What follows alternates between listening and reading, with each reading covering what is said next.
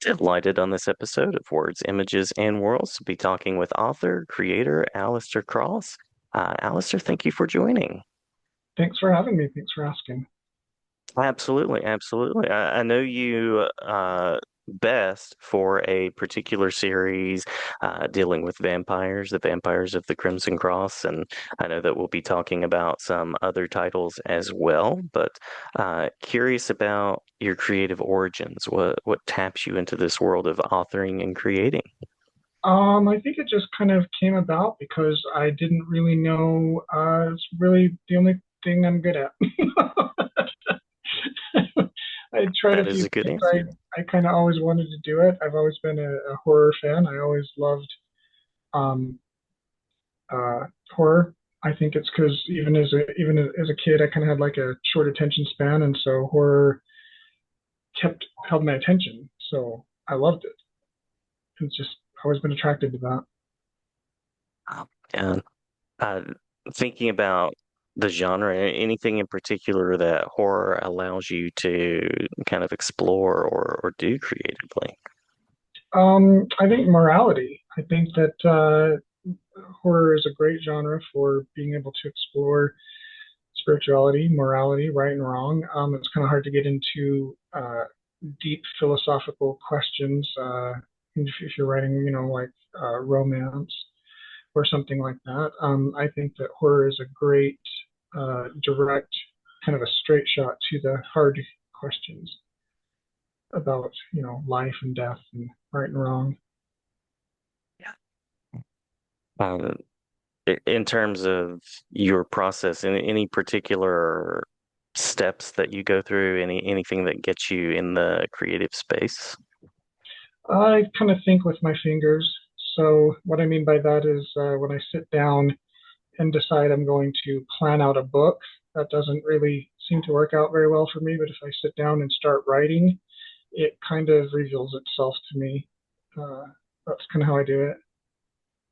Uh, uh, any particular influences that you have, creative inspirations, things of that nature? Sure, yeah. Like so many, of course, Stephen King. I grew up on him. I grew up in the big horror boom of the 1980s. So there's a lot of them. Dean Koontz, I always liked him. Like I said, Stephen King. Tim Thorne was actually an early influence, and I write with her today. We do collaborations alongside Hmm. stuff. So that's pretty cool. She was actually a pretty early influence. Uh, Ira Levin, William Peter Blatty, yeah. That might be. I've been doing this show for a while. That might be the first time someone's mentioned Ira Levin, and what a great writer, the Oh Stepford yeah, Wives, and so many yeah, great stories. yeah. Yeah, I I mentioned. read him early on, and he really, yeah, I liked him. I liked him a lot. What is that co-authorship like? You mentioned co-authoring. So what does that allow you to do, and what does that add to the process? It's great because you have a writing partner that you can get feedback from for your solo stuff as well. Because we work like every day we meet on Teams. It was Skype, but now it's Teams. And we work together every day for like 6 to 8 hours, and we spend 2 hours on our um, collaborations and a few hours on our solo stuff, and then extraneous marketing stuff. And so you get to have kind of a built-in brainstorming partner. And as far as the actual work that we do together, um, we work in the cloud, so we're both very much in on it. We're both there at all times, and we have really similar uh, sensibilities and styles.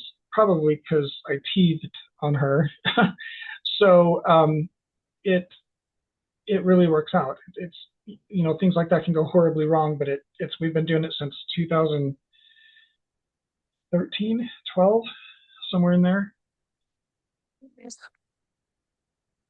Yeah. I mentioned Crimson Cove at the beginning. What is new? What is next and coming up? What are you working on right now?